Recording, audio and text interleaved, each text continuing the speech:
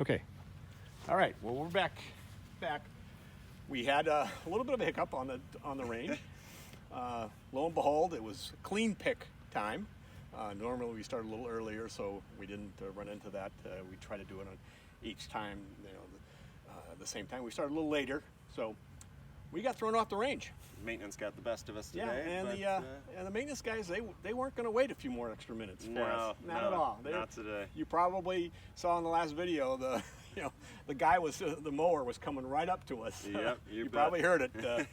So we just moved over to a side area here and wanted to just take a little bit of time to do the recap of what we were trying to do, in the sessions that we were at the time we had there. Absolutely. Figure out the cause and effect. So you were hitting some great shots. Some of them were going a little too far to the left. Sure. On that. I didn't see maybe only one that I saw that eked to the right, but that was probably just a mishit. Sure, yeah. Kind of deal. Yep, just a little thin and just a little left yeah, out. You really don't miss to the right. Typically never. No, that's not really the miss that I'd have. Yeah, so. I mean, it would be, and that's, in hindsight, you've eliminated the right side of the golf course. So hazards that are over on the right. Sure, half of the course misses, Yeah, you don't have to theoretically worry too much about those, which is really a good thing to be in, to have that confidence. It's a positive aspect when looking at the golf course, not to have to worry about the houses on the right or something, taking that completely out of the mind of play. Yeah, exactly. And, so the people that have misses both ways are much worse shape than you are. So that's good. That is good. I'll take that as a positive. Absolutely. But we tried to talk a little bit about cause and effect.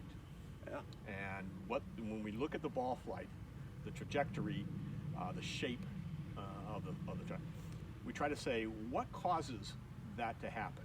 When the ball goes left, what causes it to go left? When the ball goes right, what causes it to go right? Sure. When it goes high, when it goes low, what causes those things? Absolutely. Well, it's a combination of obviously the club face. If the face is open to the target, to the path, at the impact, it's going to go to the right. Go to the right, typically. If it's closed, it's going to go to the left. Yes, sir. If it's square, it's obviously going to go straight. Right. The angle of attack. If it's steep coming in, the ball traditionally is going to go a little higher on that. It's going to roll up the face of the club and go a little higher on that. Sure. If it's a little shallower into it, it's going to go a little bit lower on that. Yes, sir. Ball position is going to affect that. Absolutely, drastically. If I want to hit and my swing, I'm a steep swing. I'm a cut an axe, chop the log. Sure. Dig the groundhog beaver pelts out as divots. You bet. Kind of person. So I can put some spin on the shot and I can get it high. But if I really want to hit it high, I'll move the ball forward. Okay. If I want to hit my 8-iron, 4 degrees, 5 degrees higher than I normally do. Absolutely. Get over the tree, whatever it may be. I move it a little far forward, increase the loft of my club going into it. If I want to hit it a little bit lower, I'll move it a little bit back on it, decrease the loft of it, choke down on the club a little bit. Sure. Because compensate a little bit. I don't want to do that. Right. Hit way behind the ball or hit steeply. So all that is kind of cause and effect.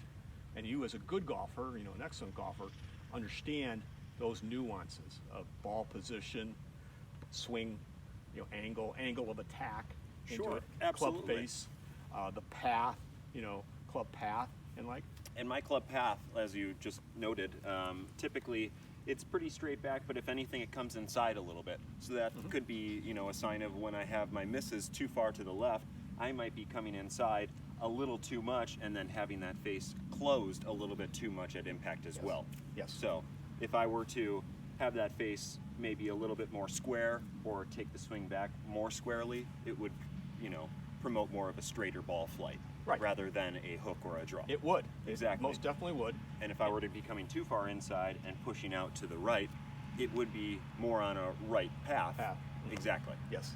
And the combination of your little stronger grip is going to give you the tendency to go left, yes, right to left. Absolutely. And the fact that your hands, you're releasing, you do, like you mentioned to me a few sessions ago, that you mentioned to me about the injury, Sure. in your thumb, a while back, and then you said, I use my hands a lot.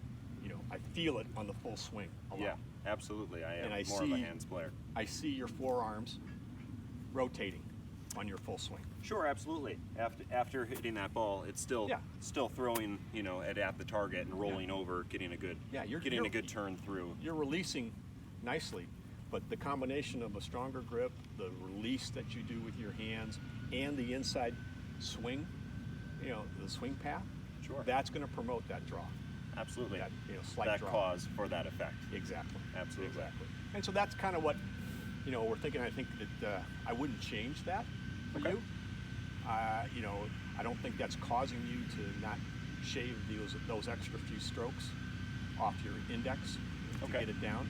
I think that's you're definitely going to be, and because you're eliminating half the course, you have so much more confidence to be able to attack a pin. Sure. Even if it's a pin on the right-hand side of the green with a bunker or water to the right of it, you can be a little more aggressive with it Rather than because you're not going to miss it right. rather than a player that may miss left or right. Exactly. Absolutely, yeah, and I can Exactly. use that towards my advantage. So what you're basically saying is you think I have a good enough swing that you wouldn't change the swing too much. No. Okay, perfect. Exactly. Okay. All And right. if you did want to kind of go a little bit more straighter back Sure. in that, I would Rather than suggest coming some. in. Yeah, I'd suggest some drills like you might put a target right back, like a tee, or sometimes we put a towel back here. Oh, that's a good idea. To Kinda- give us a visual clue. To practice basically Like hovering, going back straight over that target rather than coming inside of it. Yeah, sometimes I tell my students, Sure. swing to me, all right? Right. I gotcha. Or I'll Rather take than a coming in. a club, and I'll say, swing to this club, Right.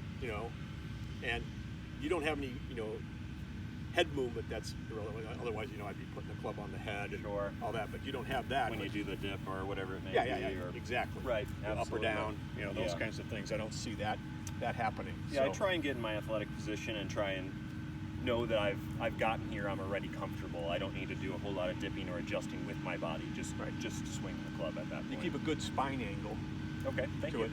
Yeah. So, and that allows you to rotate around that spine angle. So it's not, and you're tall and you're athletic and you're in that athletic posture, but again, you're not springy. Sure.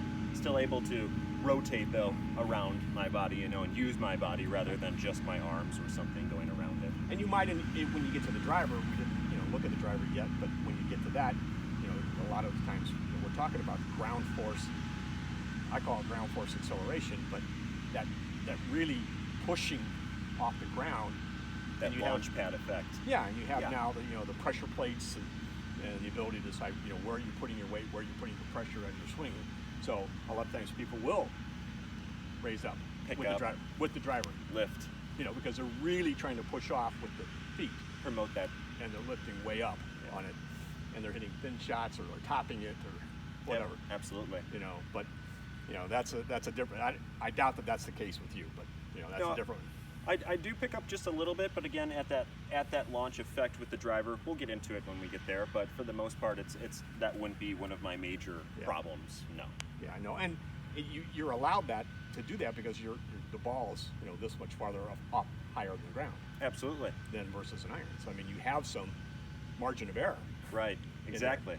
in there. So Perfect lie every time on the tee. so what we then talked about today was kind of cause and effect. We looked at full swing. We got booted off the range by the maintenance guys. That's right. But they got to do their job too. Got to make the course nice. So we talked cause and effect. We did full swing. We looked at the pre-swing when you were going back. We looked at how you went down through the downswing and the follow through. Absolutely. I think that there's really good points in there. I mean, you have a very nice fluid swing. It's very controlled in balance. So there's no jerky movements at all that I Okay. saw in that. You have a nice follow through to a full finish follow through. You have a nice release.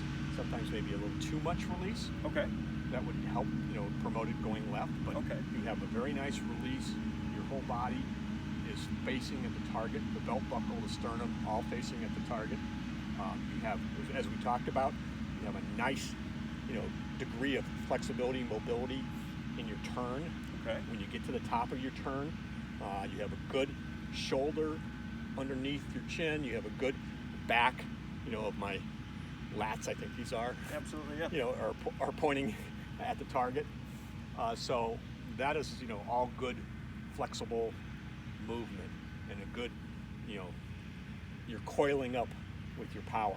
That's what I've been trying to work on Yeah. with these range sessions and these lessons. So that's another thing that's been really helping is getting on that swing path, but also coiling that power, Yeah. coming set and then coming through, rather than picking up or, like Yeah. you said, throwing it at it or whatever it may be. So Yeah, no, that was perfect. Good session today. Thanks. thanks, Tom. Had a great time.